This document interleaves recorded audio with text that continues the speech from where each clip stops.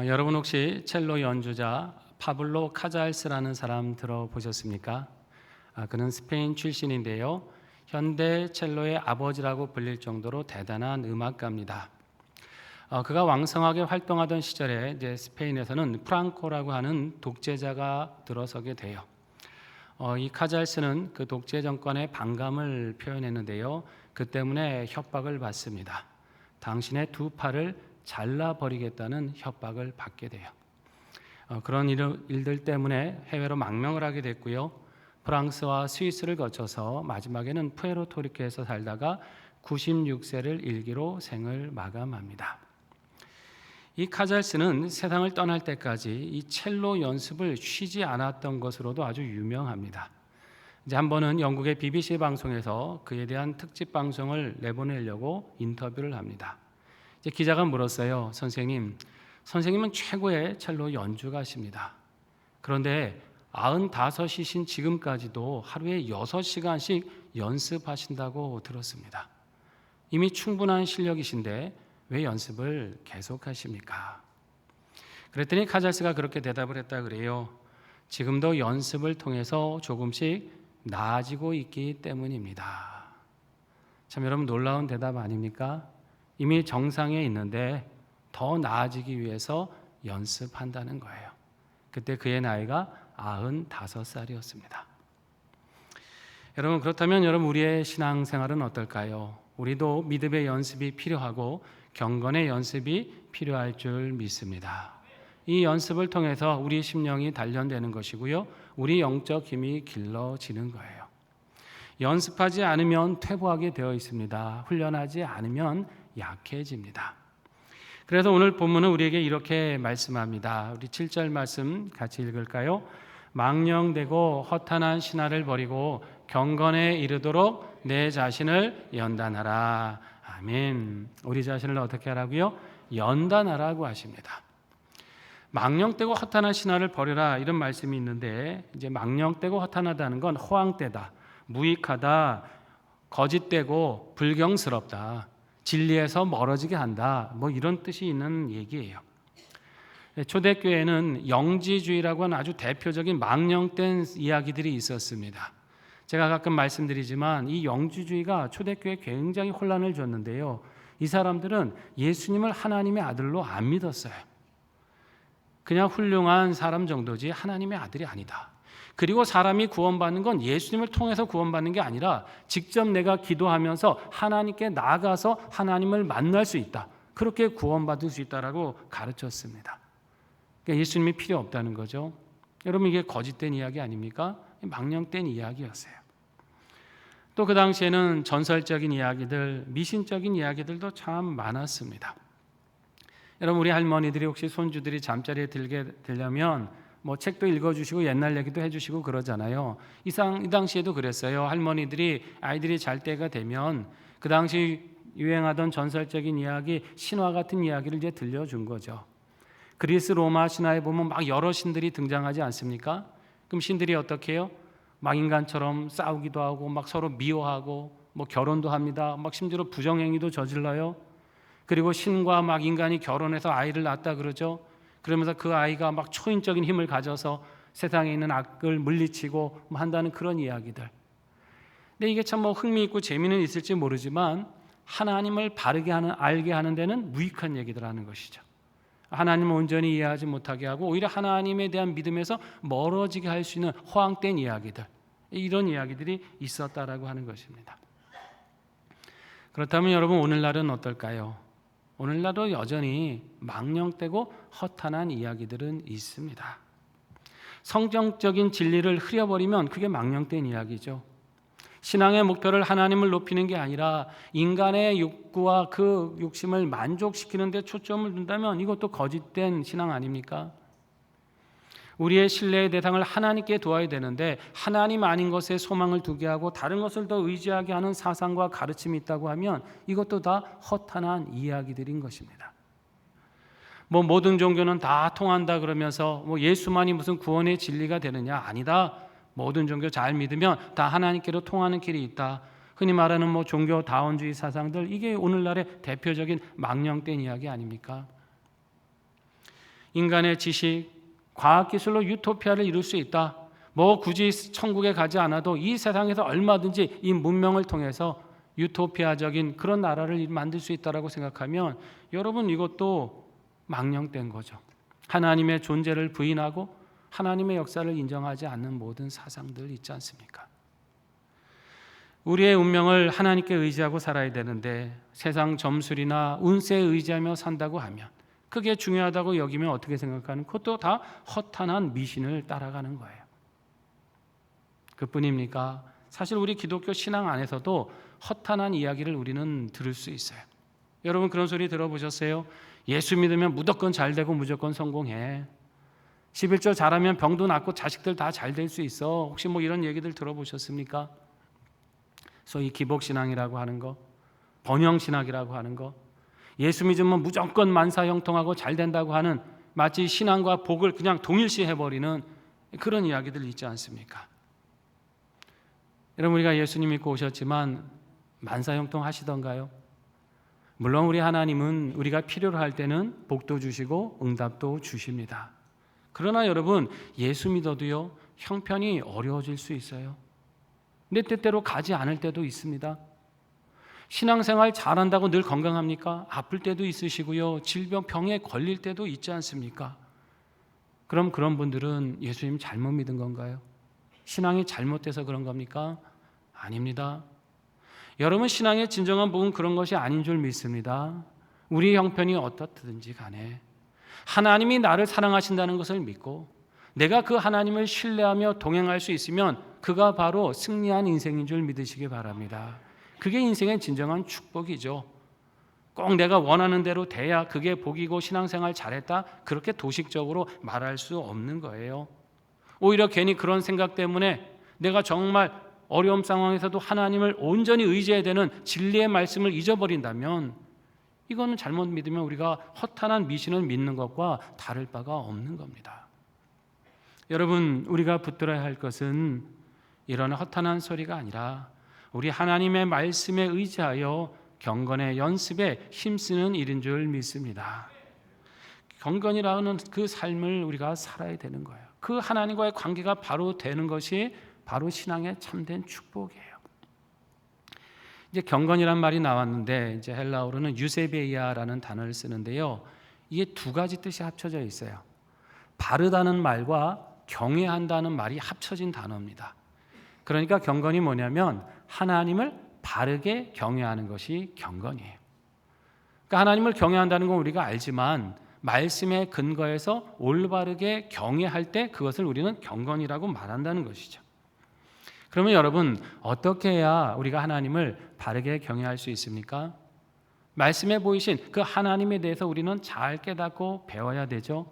그리고 그 배운 대로 우리 일상의 모든 삶에서 하나님의 그 뜻이 내 삶에 스며들어 갈 수 있도록 하나님을 공경하는 마음이 내 삶 전반에 나타날 수 있도록 살아가는 거 그게 경건입니다. 우리가 예배 시간에는 늘 경건하게 하나님을 높여드리잖아요. 그런데 거기서만 경건이 나타나는 게 아니라는 거죠. 우리 가정에서도 직장에서도 하나님을 주인으로 인정하며 살아야 합니다. 하나님 우리 가정의 주인이십니다. 내가 일하는 이곳에 우리 하나님 주인이십니다. 주인이신 하나님 볼 때 내가 올바르게 하나님을 경외하며 일할 수 있게 하여 주시옵소서. 이게 경건이에요. 사람들과 함께 있을 때만 하나님을 높여드리는 게 아니라 나 혼자 골방에 있을 때도 아무도 보지 않는 그 자리에 있을 때도 하나님을 높여드리고 하나님이 기뻐하시는 대로 살아가는 거 그게 경건이에요. 우리가 아무래도 사람들이 볼 때는 뭔가 마음가짐을 잘 하잖아요. 근데 혼자 있을 때는 어떻게 됩니까? 게을러질 수도 있고 느슨해질 수도 있죠. 그러나 그 순간에도 하나님이 나와 함께 계시다는 것을 기억하며 살아가는 거 이것이 경건인 줄 믿습니다. 근데 참 이게 말씀드리기는 쉬운데요. 행하기는 참 어려워요. 그래서 뭐가 필요하다는 거예요? 연습이 필요합니다. 여러분 운동선수들이 올림픽이나 경기 앞두고 연습하는 거 보셨어요? 새벽에 일어나서 밤늦게까지 짜여진 꽉 찬 스케줄대로 사실 움직이지 않습니까? 아침 먹기 전부터 운동하더라고요. 그리고 아침 먹고 또 운동해요. 그리고 어떻게 합니까? 점심 먹고 또 가서 훈련합니다. 저녁 먹고 좀 쉴 줄 알았더니 또 가서 훈련하고 잠자리 들기 직전까지 훈련하고 땀을 흘립니다. 왜 그렇게 합니까? 그렇게 반복을 해야 근육이 탄탄하게 길러지거든요. 그렇게 반복을 해야 동작이 몸에 익혀지거든요. 그래서 긴장된 순간에 무대에 올라가도 당황하지 않고 예기치 못한 상황을 만나도 자연스럽게 그 몸이 반응할 수 있도록 그들은 훈련하고 또 훈련을 하는 거예요. 여러분, 우리 신앙생활에서도 이 영적 근육이 길러져야 될 줄로 믿습니다. 훈련하고 훈련해야 됩니다. 말씀 묵상하고 나 오늘 묵상했으니까 은혜 받았으니까 또 며칠 건너뛰면 어떻게 되는 겁니까? 또 묵상한 거 다 잊어버리고 생각나면 또 묵상하다 띄엄띄엄 하다 보면 이게 잘 길러지지가 않을 거예요. 기도 생활도 마찬가지입니다. 어렵고 힘든 일이 있을 땐 기도하시죠. 누구나 다 기도해요. 근데 이제 그렇게 간절히 기도하다 응답받고 좀 상황이 편해지면 어떻게 됩니까? 그 열정이 좀 식어버리죠. 기도 안 하고 쉴 때가 있어요. 그러다 보면 또다시 기도하기까지 참 많은 시간과 수고가 걸리더라는 거예요. 여러분, 기도는 우리가 매일 쉬지 않아야 될 줄로 믿습니다. 어려울 때만 하는 게 아니라 크고 작은 모든 일에, 아니 내 일상의 모든 순간에 하나님께 묻고 하나님과 상의하며 살아가셔야 돼요. 그래야 우리가 이 기도의 근육이 길러지지 않겠습니까?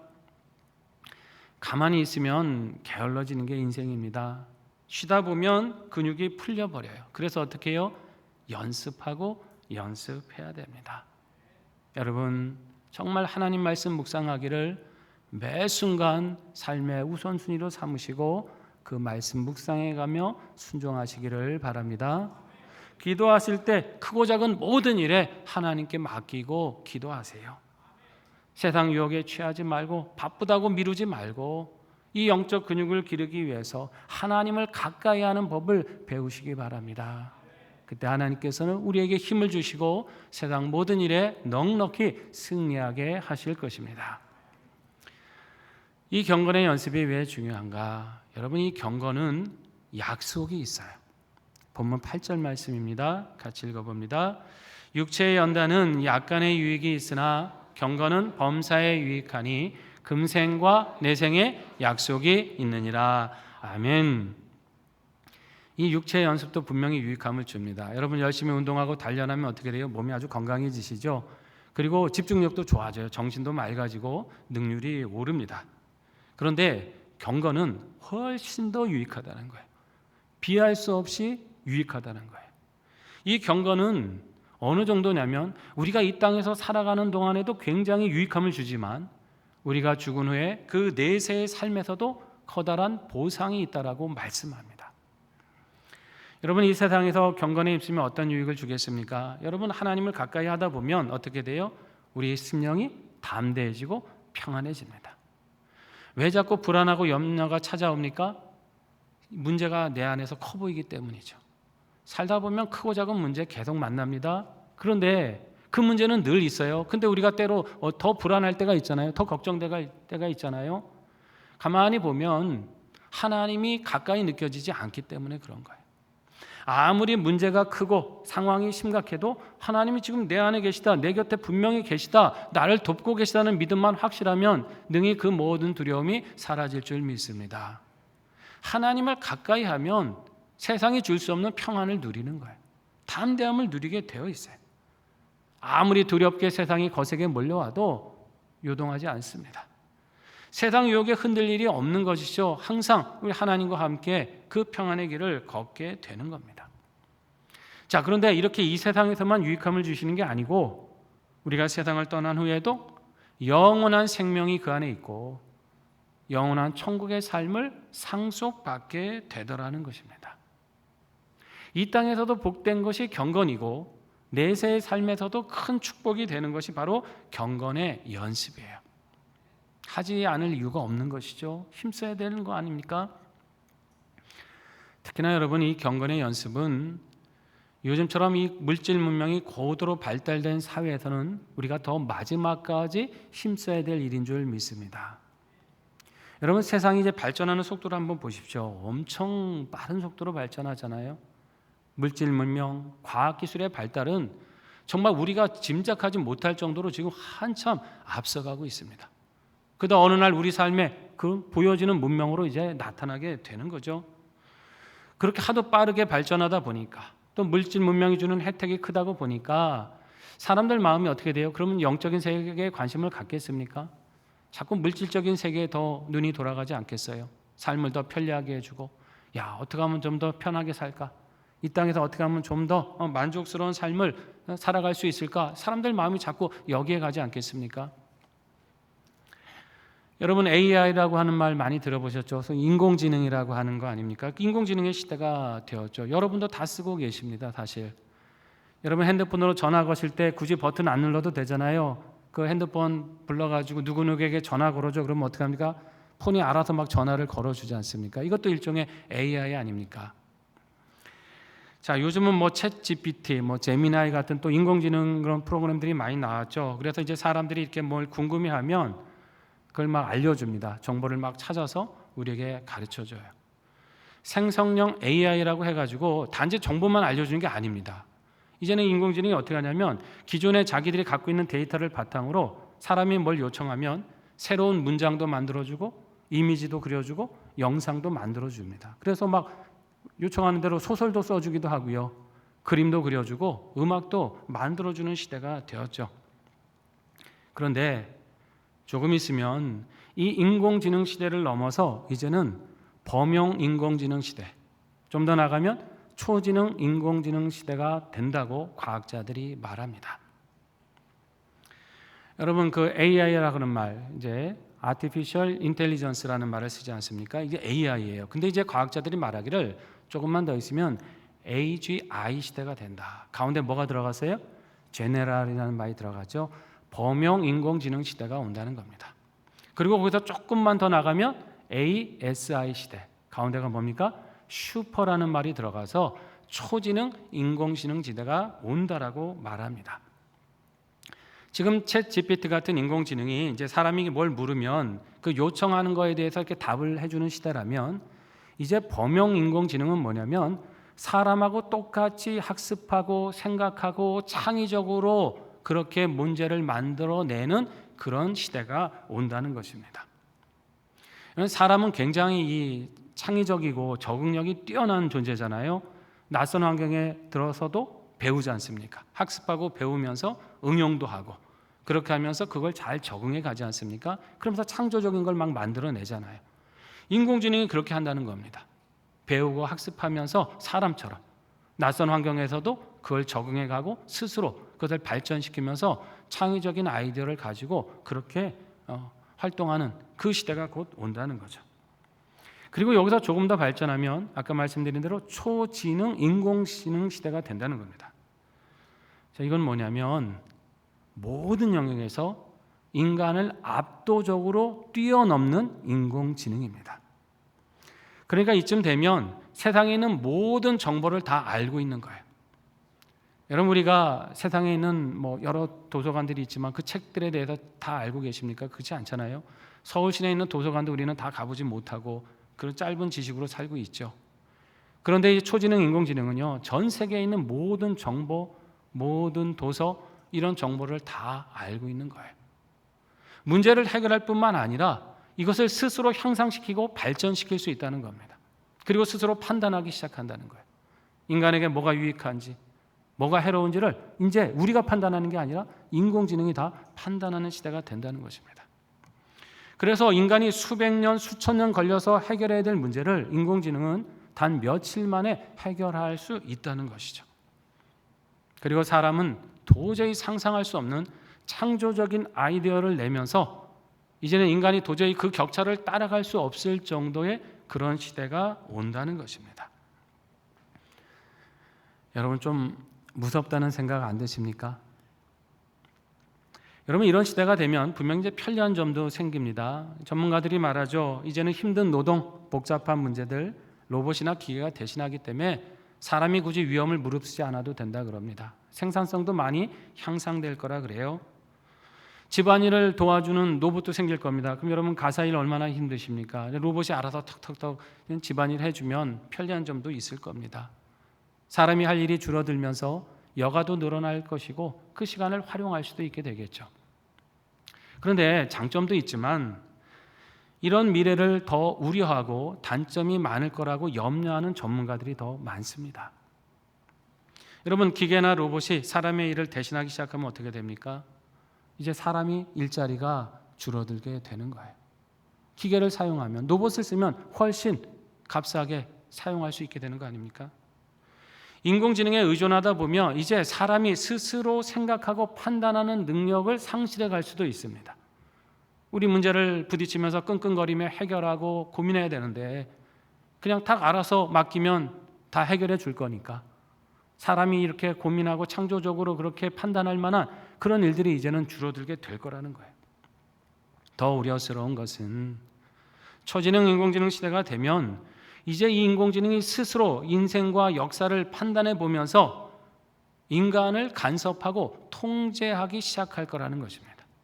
자기들이 볼 때 인간의 이런 판단이 좀 불합리하다, 이건 안 되지, 그럼 막으려고 하는 거고요. 그렇게 우리 인생의 역사를 이제 인공지능이 자기가 볼 때 가장 합리적인 방식으로 제어하게 된다는 거예요. 여러분, 사람이라는 존재가 뭐 늘 합리적인 선택만 하고 살아갑니까? 그렇지 않을 때가 많죠. 혹시 여러분 야식 좋아하십니까? 밤늦게 출출할 때 야식 먹으면 많이 기분이 좋아지는 분도 계시지만 또 어떤 분들은 야, 그래도 이거 먹으면 건강에 좀 안 좋으니까 내가 좀 자제해야지, 이렇게 절제하는 분도 계시지 않겠어요? 이 과학자가 이런 예를 들고 있었습니다. 사람이 늘 건강에 좋은 선택만 하는 게 아니라는 거예요. 그래서 야식을 먹으려고 하는데 근데 인공지능이 딱 볼 때 이 야식을 먹는 게 이 사람 건강에 지금 안 좋다고 판단되면 어떻게 한다는 거예요? 간섭한다는 거죠. 먹으면 안 됩니다. 먹지 마세요. 그렇지만 여러분, 사람이 건강에 안 좋은 걸 알면서도 먹을 때가 있잖아요. 그게 뭐 남한테 패기치는 게 아니면 어느 정도 용인되는 자유 아닙니까? 그런 자유가 인간에게 있는데 이제 인공지능이 볼 때 이 사람이 선택하려고 하는 이 자유가 조금이라도 불합리하거나 뭔가 비합리적인 선택이라고 하면 막는다는 것이죠. 그래서 이제 그래도 먹을 거야 하고 결제하려고 하는데 인공지능이 결제 못하게 딱 막아버리는 겁니다. 그런 시대가 된다는 것이죠. 이게 한 예지만은 이렇게 가다 보면 어떻게 돼요? 우리가 매번 선택하려고 하는 거 할 때마다 인공지능이 그걸 판단하고 간섭하고 우리가 가진 자유와 인간성을 침해할 수 있다. 이런 시대가 될 수 있다라고 우려하고 있습니다. 그런가 하면 이 기술을 만들거나 통제할 수 있는 소수의 사람들은 큰 돈을 만지게 되고 권력을 갖게 되겠죠. 그러나 다수의 많은 사람들은 어떻게 되겠습니까? 아무래도 이 기술에 종속되고 그들의 노예처럼 살아갈 수도 있게 되는 거예요. 일자리가 없으니까 먹고 살기가 힘들면 생존을 위해서 배급을 받는 사회가 될 수도 있고 남는 여가 시간을 어떻게 써야 될지 모르는 사람들이 세속의 쾌락을 쫓아서 타락해가는 사회가 될 수도 있습니다. 여러분, 이거는 먼 미래의 이야기가 아닙니다. 전문가들은 말합니다. 짧게는 5년이고 아무리 길게 잡아도 20년 안에 이런 일이 일어나게 될 거라고 말합니다. 아마 여기 계신 대부분의 성도님들 이런 시대를 경험하게 된다는 거예요. 여러분, 이런 시대가 될수록 우리가 어떻게 해야 되겠습니까? 우리는 이때야말로 더 영적인 힘을 길러야 될 때인 줄 믿습니다. 기술이 아무리 발달하고요, 세상의 문명에 편리해져도 우리는 영적인 존재라는 사실을 잊지 말아야 합니다. 물질 문명이 인생에게 줄 수 없는 게 있어요. 결코 해결하지 못하는 문제들이 있습니다. 그러나 우리 하나님은 이 모든 것을 해결해 주십니다. 우리가 하나님을 아는 지식에 분명히 서고 하나님과 바르게 교제할 수 있고 그분 안에 거하게 될 때 이 영적인 힘을 기르게 되고 오히려 세상을 감당하고 판단하게 될 줄로 믿습니다. 기술에 끌려가는 인생이 아니라 문명에 그냥 종속되는 인생이 아니라 무엇을 해야 될지 하지 말아야 될지 내가 이런 물질 속에서 어떤 가치를 귀하게 여기고 살아야 될지를 우리는 아는 그 눈을 길러야 되는 것이죠. 이 능력을 이미 하나님은 우리 안에 주셨습니다. 우리가 이것을 알고 그것을 훈련하며 연습하며 키워가야 될 줄로 믿습니다. 그래야 우리 영혼을 지킬 수 있는 거예요. 우리의 삶을 하나님 보실 때 온전하게 걸어갈 수 있는 것입니다. 문명이, 물질이 모든 것을 삼키는 것 같고 이 땅의 물질의 세계가 영의 세계를 다 잠식하는 것 같지만, 그러나 우리가 하나님을 그 가운데서도 가까이 하면 혼란 속에서도 우리에게 중심을 잡게 하실 것이고 우리와 우리의 삶을 반드시 지켜주실 줄 믿습니다. 여러분, 우리 본문 15절과 16절 말씀을 잘 기억해야 됩니다. 같이 읽어볼까요? 이 모든 일에 전심전력하여 너의 성숙함을 모든 사람에게 나타내게 하라. 내가 내 자신과 가르침을 살펴 이 일을 계속하라. 이것을 행함으로 내 자신과 내게 듣는 자를 구원하리라. 아멘. 하나님 뭐라 하십니까? 전심전력하라고 말씀하십니다. 게으르지 말고, 안일하게 여기지 말고, 뒤로 미루지 말고 마지막까지 힘쓰라고 말씀하세요. 그래야 우리도 살고 남도 살립니다. 여기 우리를 구원한다는 것은 뭐 내 힘과 노력으로 구원에 이른다 이런 뜻이 아니죠. 하나님이 선물로 주신 이 구원에 합당한 삶을 계속해서 살아갈 힘을 얻는다 이런 뜻입니다. 물질 문명이 주는 유혹 속에서도 우리를 영적으로 지킬 수 있는 힘, 그래서 끝까지 이 구원의 길을 걸어갈 수 있는 그 힘이 경건의 연습에 있다라고 말씀하는 겁니다. 그래야 나도 지키고 다른 사람도 구원할 수 있습니다. 여러분, 전도하기 얼마나 어려운 세상입니까? 쉽지 않으시잖아요. 가족들, 친구들, 이웃들 정말 하나님께로 인도해 오기가 너무나 어려운 시대잖아요. 갈수록 더 할 겁니다. 물질 문명이 발달할수록 사람들은 영의 세계에 별로 관심이 없게 될 거 아닙니까? 그냥 이 땅에서 어떻게 하면 더 오래 살 수 있고, 어떻게 하면 더 건강하고 잘 먹을 수 있고, 어떻게 하면 더 행복을 누릴 수 있을까, 자꾸 마음이 여기에 가다 보면 영적인 세계에 점점점 무감각해지는 거예요. 그들에게 어떻게 이 영적 세계를 전파할 수 있습니까? 어떻게 그들에게 만물의 주이신 하나님을 찾게 하고 영생을 얻을 수 있도록 인도할 수 있습니까? 여러분, 우리가 경건히 성장해야 될 줄로 믿습니다. 우리가 영적으로 온전히 성장해야 다른 사람도 이끌어올 수 있는 거예요. 우리가 진리에 바로 서야 어둠에 있는 사람들에게 빛을 비출 수 있게 되는 것입니다. 우리는 증거해야 됩니다. 물질적 세상이 전부가 아니다. 눈에 보이는 이 땅이 전부가 아니다. 하나님의 영의 세계가 있다는 것을 우리의 삶으로, 우리의 신앙으로 증거해야 되는 거예요. 예수 그리스도를 통해서만이 하나님의 형상이 회복되는 것이다. 물질이 주는 혜택이 인생을 참되게 복되게 하는 게 아니라 하나님이 주는 이 생명의 은혜만이 우리를 복되게 하는 것을 가르쳐 주어야 합니다. 사랑하시는 성도 여러분, 이 사실 기억하시고 날마다 경건의 연습에 힘쓰시기를 바랍니다. 우리가 영적으로 자라갈 때 하나님이 쓰시는 거예요. 우리 교회가 영적으로 거룩해져 갈 때 영혼 구원의 사명을 감당할 수 있습니다. 교회가 커서 이 사명 감당하는 게 아니에요. 재정이 넉넉하기 때문에 주님의 뜻을 이루어드리는 게 아닙니다. 말씀에 사로잡혀 경건으로 자라가는 그 사람들을 통해 하나님은 역사하실 줄 믿습니다. 사랑하신 성도 여러분, 이제 결단하시기 바랍니다. 하나님, 경건의 연습을 멈추지 않겠습니다.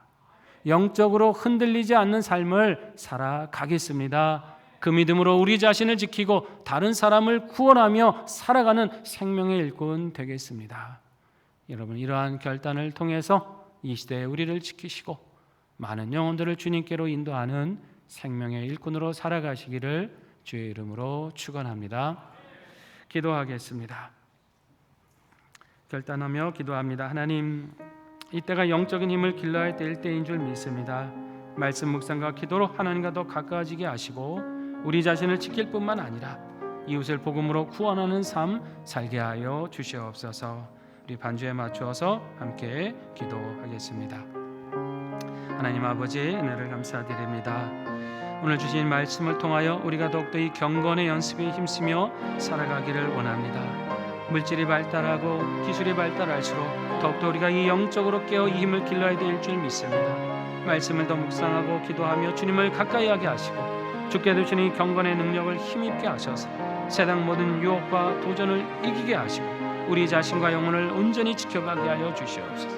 또한 우리가 성장하고 자라감으로 내 자신만이 아니라 우리의 이웃을 복음으로 구원하고 하나님을 알지 못한 어두운 시대에 빛을 비추게 하여 주셔서 영혼 구원의 사명을 온전히 감당하는 저희들 되게 도와주시고 끝까지 하나님이 믿음 걸어감으로 이 생에도 복되고 영원한 세계의 약속에 있는 하나님 주시는 이 상급과 보상을 풍성하게 누릴 수 있는 복된 삶이 될 수 있도록 은혜 내려 주시옵소서. 함께 하시고 붙잡아 주시옵소서. 하나님, 이 시대에 깨어 영적인 힘을 기르는 믿음의 일꾼 되게 하여 주시옵소서. 이 경건의 능력을 힘입어 악한 시대 속에서 우리 자신을 지키게 하시며 나아가 영혼들을 주님 앞에 복음으로 구원하는 생명의 일꾼 되게 하여 주시옵소서. 예수님의 이름으로 기도드립니다. 아멘.